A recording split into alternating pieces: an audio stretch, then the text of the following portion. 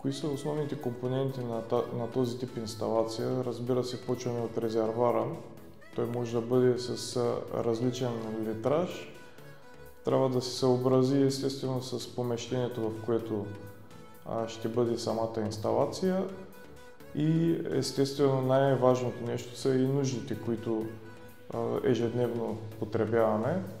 Следващия много важен компонент е хидрофорната помпа. Там видовите хидрофорни помпи също могат да бъдат няколко варианта.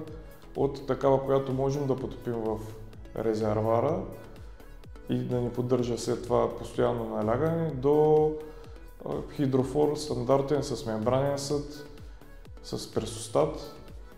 А сега в момента най-големия хит са тези, които са с инвертори и могат да поддържат постоянно налягане в системата, желаното от нас налягане, т.е. настройваме си налягането в системата ние, и имат защита от работа на сухо.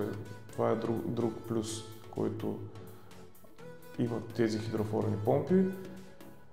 Допълнителни екстри към самата инсталация могат да бъдат даже по-скоро, те са задължителни филтрите, като допълнителна екстра може да бъде омекотяване на водата, т.е. омекотителни системи, системи за обратна осмоза.